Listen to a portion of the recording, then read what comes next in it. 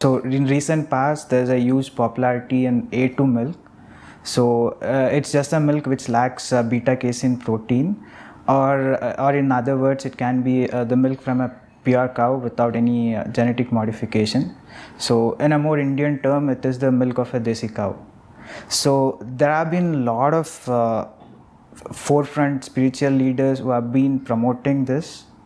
So I just wanted to know your take on what A2 milk is all about and why it is same as the other milk. You are asking me that the milk of the desi cow, the desi guy, that is being promoted a lot in the religious circles and even in the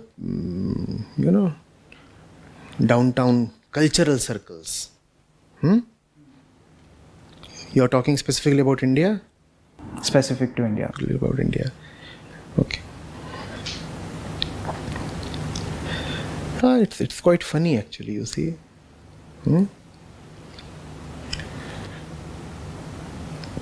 We worship the cow and we torture it no end. When people talk about desi gai ka doodh, desi gai ka ghee, they do not even know what they are doing to the creature they call as mother. Is this the kind of behavior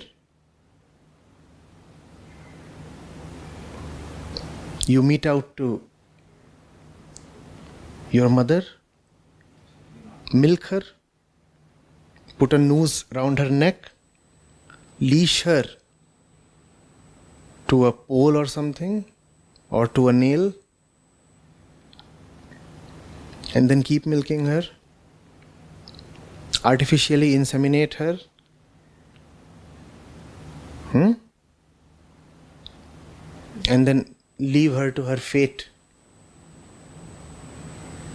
once she becomes old and infertile and dry.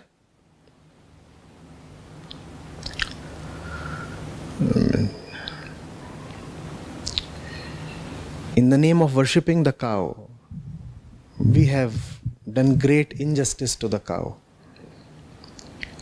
Again, people need to be presented with facts and figures. People need to know that the dairy industry and the meat industry are inseparable. People think, and there are millions of such people in India, people think of meat eating as some kind of a lowly activity. It is even a taboo to many. But they think of milk, drinking milk, as something holy. So the fellow will say, I don't even touch eggs. I survive only on milk. As if milk is any less cruel a product than eggs or meat. The direct and symbiotic relationship between the milk industry, milk products industry, and the meat industry is not at all clear to people. Not at all. There will be people who will be prepared to lay down their lives if they are asked to eat meat. They'll say, we are prepared to get killed, but we'll not take meat. I respect that sentiment. But these are the very same people who have no scruples, no qualms about gulping down liters after liters of milk and lassi and kheer and ghee and paneer and cheese. I'm not blaming them. I'm just saying they are not informed. They do not know where all the meat comes from. They do not even know that India is a big exporter, close to being the largest exporter of meat. Where is that meat coming from? People do not bother to know what happens to the cow once it stops yielding milk. And I do not mean to say that the only injustice meted out to the cow is the one after it becomes old. Even when the cow is young, people need to go and check out what her life cycle is like. And for the sake of somebody who can't survive without cattle milk, it's quite stupid, you know. There is no animal in the entire universe that needs to have milk of any creature other than its own mother. Man is the only one who wants to drink cow milk, buffalo milk, goat milk, yak milk, camel milk. Camel milk is for the camel offspring. Is it not? Buffalo's milk is for the calf. So what kind of ingredients is the buffalo milk likely to have? The ones that are suitable only to the buffalo calf. Remember, those ingredients are suitable only to the calf, the little calf. What will those ingredients do? They will quickly turn the little calf into a full grown bull. Is that what you want to become? A bull with a huge body and very little brains? That's what milk will do to you. Milk has nothing for you. The milk that a human being needs is adequately provided only by his or her mother. And once the mother stops breastfeeding, that is it. Now the human child needs no more milk. But it's such an obsession. And if you think deeply about it, it's a very, very perverse obsession. Trying to have the milk of a female of another species.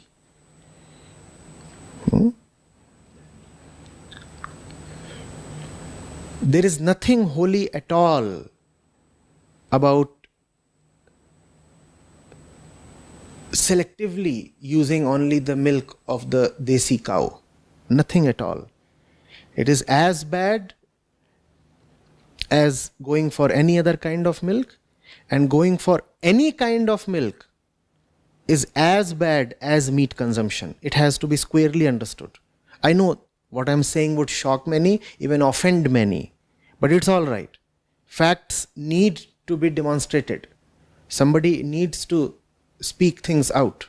So my next question is so there are a lot of religious people when we meet them during outreaches. So irrespective of the religion, actually, so few people say us God has put animals here to eat. So few people say few people say it's been written all over our holy books. Our Lord used to consume milk himself. So this kind of questions are another quite common among the religious crowd. So which I do feel is irrelevant at this particular time, but still it is being well written and well established as per their understanding in the respective religious books. So what is your take, and why should we not quote everything from such religious books in this particular era? All this is not because of man's respect for religion. People who make such claims are inherently full of great disrespect for religion. They use religion just to pursue their own limited, petty, ugly self-interest, and they are vile enough to mask their self-interest with the holy name of religion. When you say that your prophets or avatars have been shown as consuming milk, then why do you selectively talk only of their milk consumption? The prophets, the gurus, the avatars have also been shown to be doing a lot of other things. Why don't you emulate them in totality then? Sri Krishna would lift the Govardhan Parbat on his little finger. Why don't you emulate that as well? But when it would come to that, then you would not talk. Sri Krishna was the one from whom the holy Bhagavad Gita comes. Do you have any relationship with the Bhagavad Gita? No. About the Bhagavad Gita, you would be silent. About milk consumption, you are very loud, very vociferous. You say, no, I want to drink milk. Those were things of his times. He was born in the clan of milkmen. So just as he was not wearing shirts and pants at that time, similarly he was consuming milk. There is nothing timeless, there is nothing eternal about milk consumption. It was a thing of that particular era, that particular age. Why don't you wear the same dress that Sri Krishna used to wear? Why don't you ride the same vehicles that Sri Krishna used to ride? Why don't you say that all cars should be abolished because Sri Krishna was not riding cars? You have to understand that the message of the Holy Gita is eternal, applicable yesterday, applicable today, and would always be useful in the future. But not everything is timeless. Are you getting it? Similarly, people talk of Jesus or Prophet Muhammad, that they have been depicted as having meat. A few things, I repeat, belong to times and conditions of the particular centuries and the particular places where the holy men operated.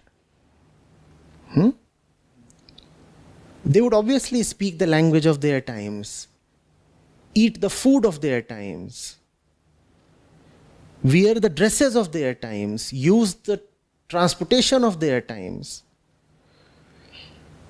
These are not significant things. What is significant is their central message of understanding, realization, love and compassion. Instead of focusing on their central message of realization and compassion, we, for our own ugly self-interests, start using even the holiest of men to just give pleasure to ourselves. People will say, oh, but Jesus was a meat eater. Anything else that you remember about Jesus? But you remember this much, that he used to have meat, so that entitles me as well to have meat.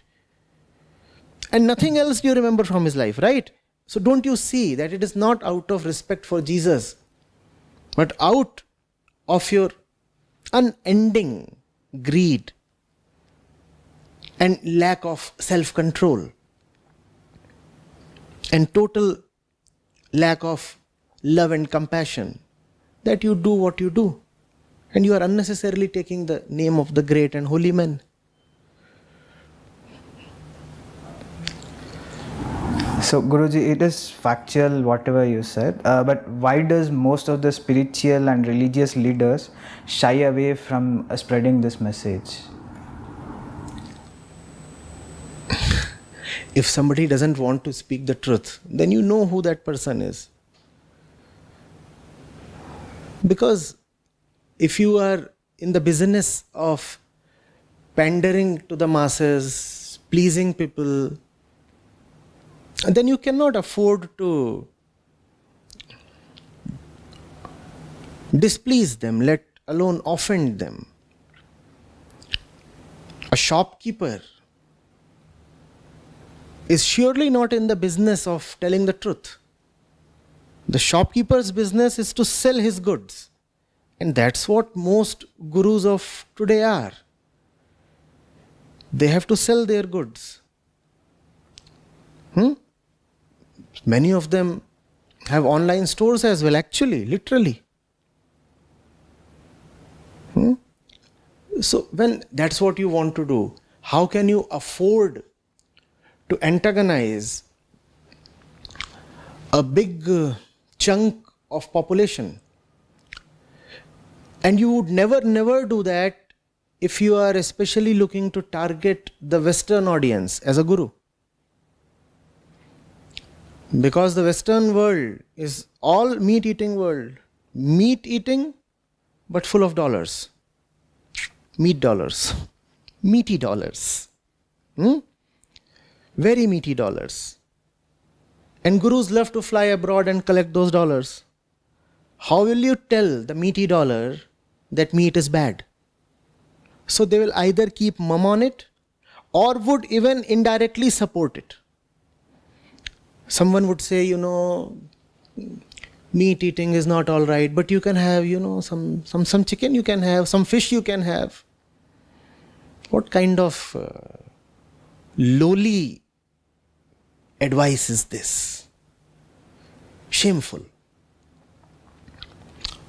So many of them actually use milk in their religious practices. And not a little bit of milk, but very, very vulgar demonstration of consumption of thousands of liters of milk. So they'll take milk and put it in a pond and say this pond is all full of milk. Or they'll encourage even their followers to bring lakhs of liters of milk on some holy day and pour it over a deity. And they'll say, there is a great pious thing happening in front of your eyes. See, so much milk is being poured over the deity.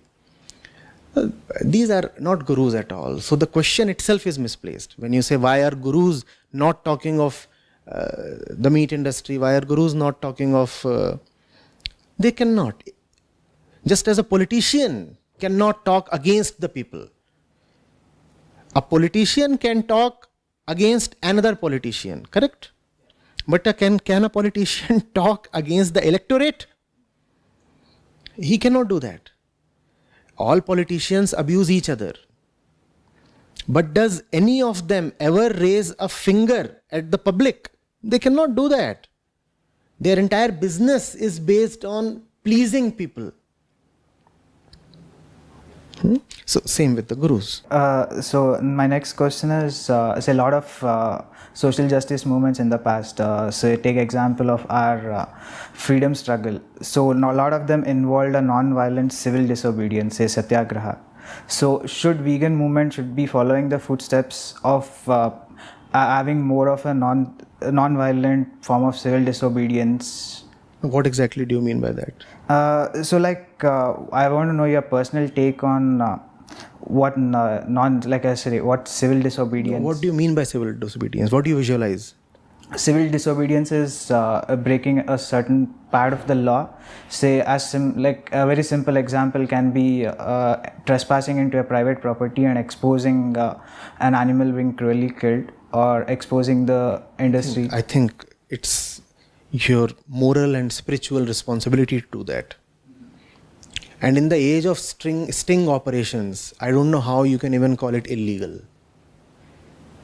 And if it is illegal, have the resources, an entire battery of lawyers to defend you. Fine. So my next question is on climate change. So we all know that we have been in a terrible state of climate change, where we have been witnessing mass extinctions, high temperatures, floods, which are being very frequent. But to the core of it, animal agriculture industry is one of the main sources. Say, but the population which is dependent on this particular industry is a rural poor background. So if we have to convince them to switch to a more greener side, so how would we as a movement will be able to execute it? You are talking of the supply side. You are saying you want to convince the supply side to stop supplying when there still is a massive demand. You will not succeed. Action has to be taken firstly on the demand side and only then on the supply side. You see, a few things need to be understood.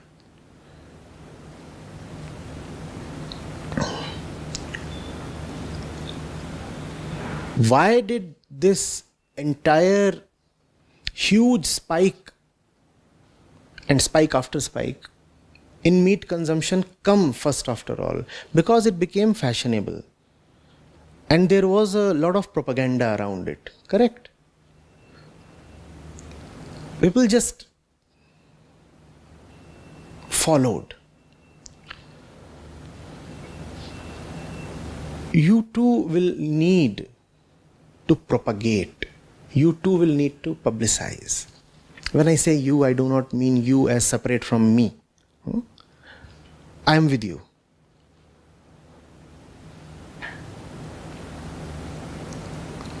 There have to be cultural steps. There have to be legal steps.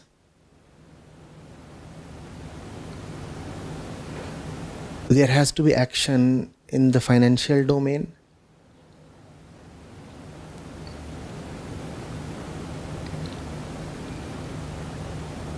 And there has to be information.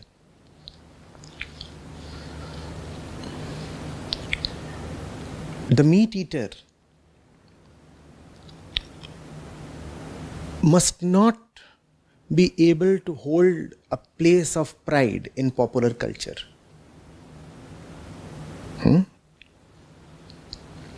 You need to have celebrities coming out and endorsing veganism, at least vegetarianism.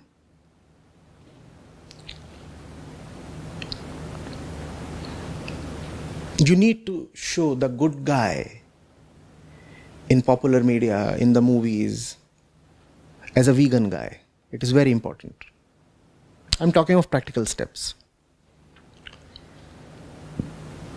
You need to have songs. You need to penetrate the mind of the audience through popular culture.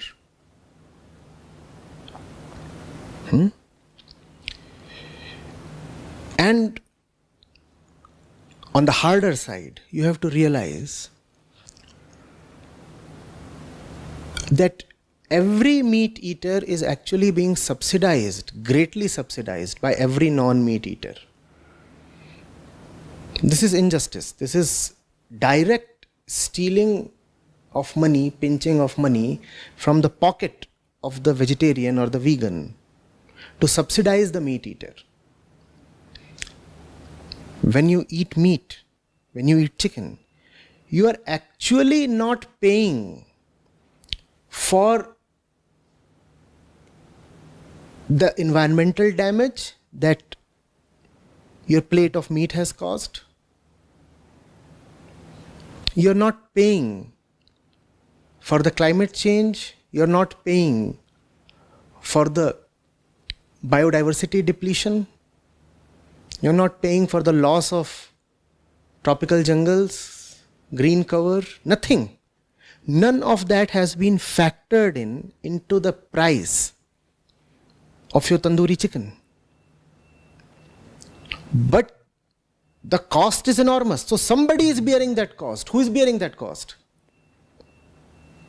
Whole population. Whole population, meaning just to help you have your chicken, Everybody else is paying the price. So if you are paying rupees 200 or 300 for your plate of chicken, its actual price should be maybe 800 or 1000. And it is gross injustice that the thing is being offered to you as a subsidy. So there has to be taxation. There has to be clear, commensurate, just taxation. Two things I talked of: culture and fiscal measures. Then there has to be education. People have to know. People have to know what milk is. People have to know what meat is. People have to know the entire cycle. People talk so much about the right to information, and everybody is so curious these days. People want to gossip. People want to say, no, we want to know everything. First of all, don't you want to know what is going into your body? First of all, don't you want to know what is going into your body? So that has to be made known. Thirdly, it has to be made known that agriculture as such is not the absolutely holy profession it is made out to be. Very few people know that probably around 2/3 of all agriculture, rather 3/4 of all agriculture, is just to support meat eating. Now you'll wonder, what am I saying? You'll wonder, right? People think of farmers as some kind of pursuers of a most noble profession. They say, you should be a farmer. Especially in India. Everybody is talking about poor farmers and this and that. And everybody is talking of upholding farming. And I support that. Any person who is in need needs to be supported. But the field of farming, the entire industry of farming, the entire sector of agriculture, it has to be seen in perspective. We must know the facts. Truth has to be exposed.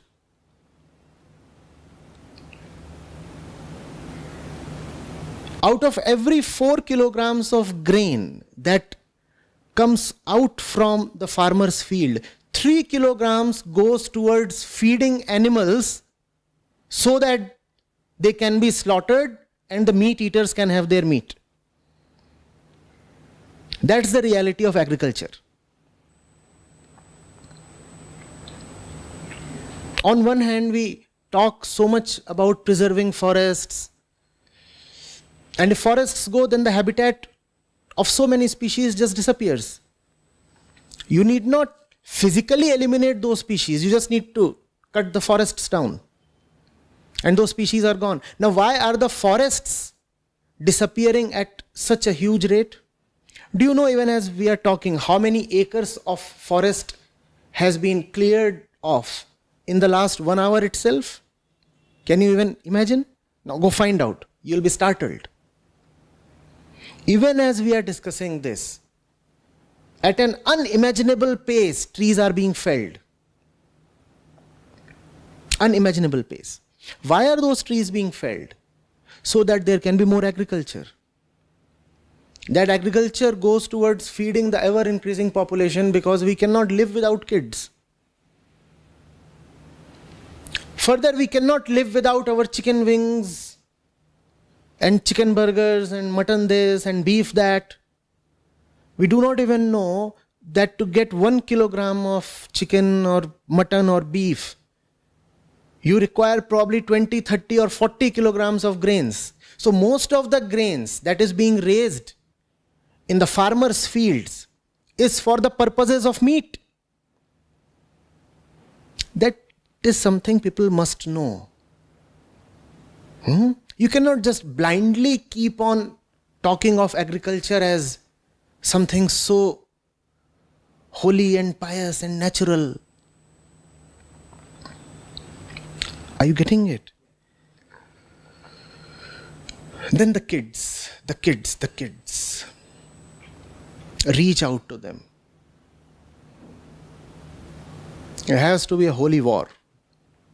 You have to, pardon me my language, invade schools. It's a battle for the mind.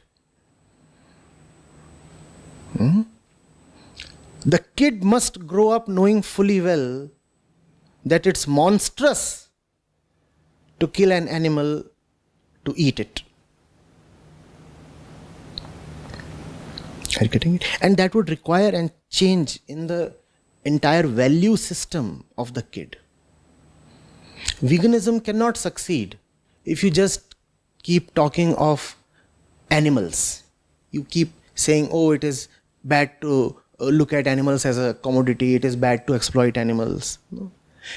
If man is exploiting man, why will man refrain from exploiting animals? So veganism has to be holistic, comprehensive. You may not like it to hear it this way, but veganism has to be basically a spiritual movement. Veganism has to be a movement of compassion.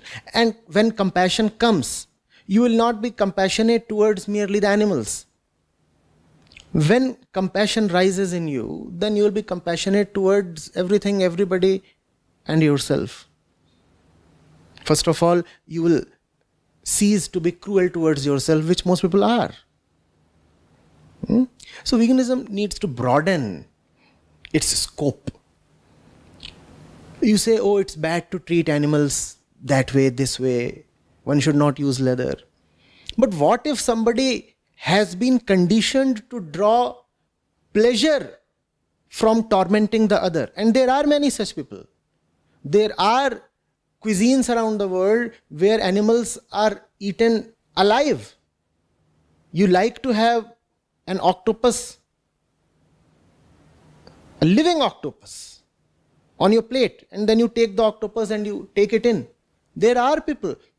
You have to address the entire value system. You have to ask man, who are you? What is it that you want? And how will you get it? By slaughtering somebody else. And what if it is proven that that which you really want is being hindered, impeded, obstructed by your food habits? And your food habits are not merely your food habits. Your food habit is your life habit. The way you eat is the way you live. If you are horrible with your food, then surely your life too is horrible. This has to be drawn home. So, a lot of work needs to be done. For veganism to succeed, you would actually require a new man. It's a big battle and it's worth fighting. It's worth fighting. Guruji, next question is, we are organizing an animal rights match, so coming weekend on 10th of November. So as I just wanted to ask you, like, why should the masses, so whether vegan or not, why should they join in this movement? So you have any word for them? We have already spoken enough of that. I mean, if you are not joining the vegan movement, I don't know how you are eligible to call yourself educated. I don't know how you are eligible to call yourself even human. Yeah. So Guruji, that's all with my questions.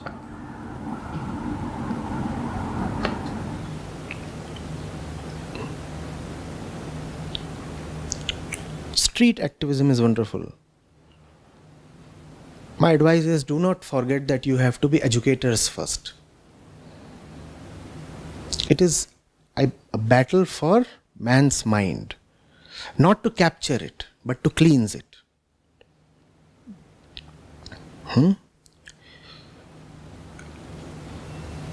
It is not just the future of planet. The future of entire mankind depends on the success of this vegan movement. If veganism fails, man is gone. But unfortunately, man will be the last to go. Before man goes, he would have put everything else in the graveyard or reduced everything else to ashes. Having presided over the entire demolition, having cremated everybody else, he will be the last to depart, and probably pretty soon so. So let's work.